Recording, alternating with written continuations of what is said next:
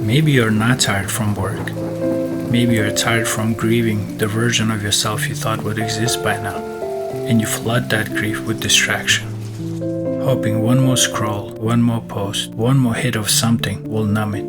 But it doesn't. It never does. And maybe, even if you did get everything you once wanted, the job, the house, the life, you still feel hollow. You're not lazy. You're tired. For a reason.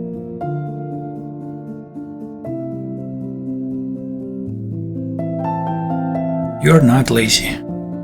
You're tired. And you don't even know why. You wake up drained. You move through the day like something's pressing down on you. But you got sleep.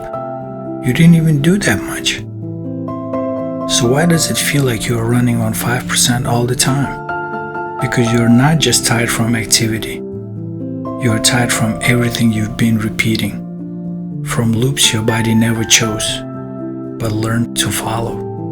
You don't sleep, you scroll. You lie in the dark, blasting your retinas with 3,000 lumens of panic porn, rage bait, and someone's fake vacation. Your cortisol spikes, your melatonin flatlines. That's not relaxation. That's biological sabotage. Then you crash, not into rest, into unconsciousness. You wake up groggy because your brain didn't recover.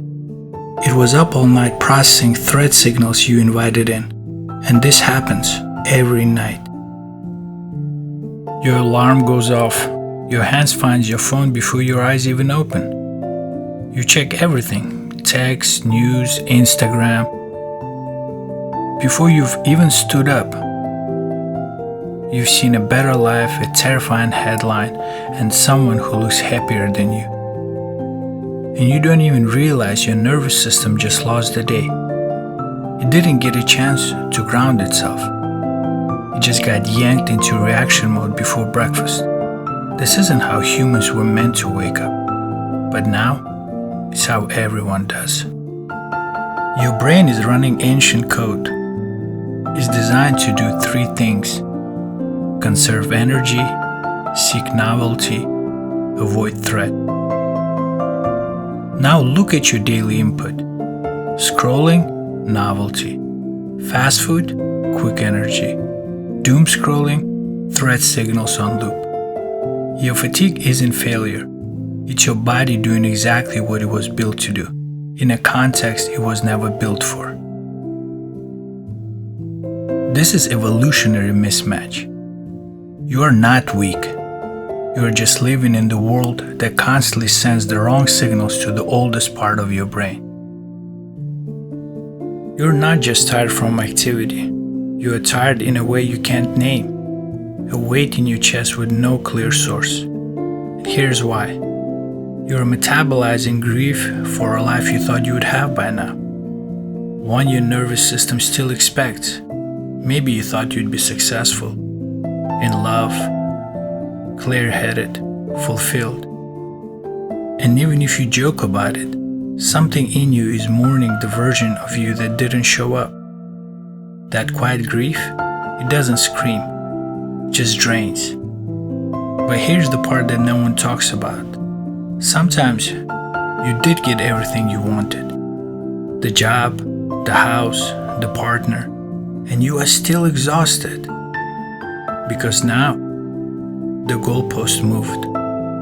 Your brain, marinated in comparison at infinite feeds, immediately hands you a newer, shinier, more distant one.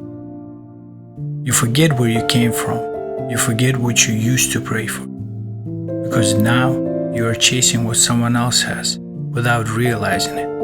And the saddest part, you can't even enjoy what you have because you're too busy building the next loop. Hey, before we dive in, if this already hit a little too close to home, share it. Not for me, for someone who might not even know why they're tired. This might be the first thing they've heard that actually makes sense. And because you engaged, YouTube will show this to more people who need it. Just like you showed it to you. If you want more of this, raw, honest, no fluff, hit subscribe. You are not alone in this. So what do you do when that drag hits? You reach for energy, fast. Sugar, caffeine, more noise, anything. But that 3 p.m. crash, that jittery, nauseous feeling, that's not laziness. That's your pancreas screaming after your third sugar bomb. Blood sugar spike, cortisol surge, crash, and anxiety. You're not snacking. You're riding the sugar cortisol roller coaster and calling it energy. That feeling, that's your body begging you to stop.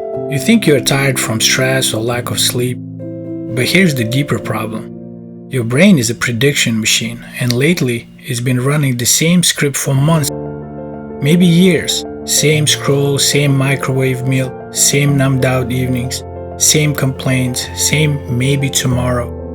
And when your brain already knows what's coming, it stops allocating energy. Why would it?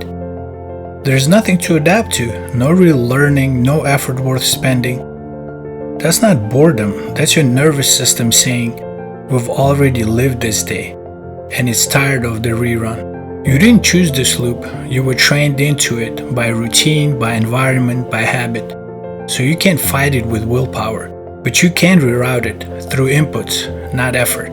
No screens after 10 p.m., not discipline, that's removing the crack pipe from your bedroom. Walk at dawn, not self-help, that's flooding your optic nerve with natural light to reset your clock. Eat protein before sugar, not a diet, that's giving your hormones a fighting chance to regulate. Meditate for 10 minutes, not alignment, that's just resetting your stress response. These aren't choices, these are reprogramming commands. You are not chasing motivation, you are rewiring the machine. You are not broken, you are not lazy, you are not weak. You are tired because you've been living the same unconscious script, and you're finally noticing how loud it is. You've been chasing dopamine and calling it joy, comparing lives and calling it ambition, consuming non-stop and calling it rest. Your exhaustion is real, but it's not from lack of sleep. It's from running loops that your biology rejects. You don't need motivation. You need a pattern interrupt. You need new inputs.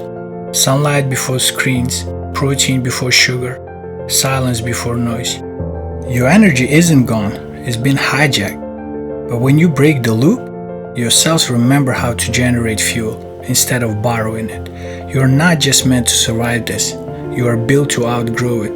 And now that you see the pattern, you are already starting to.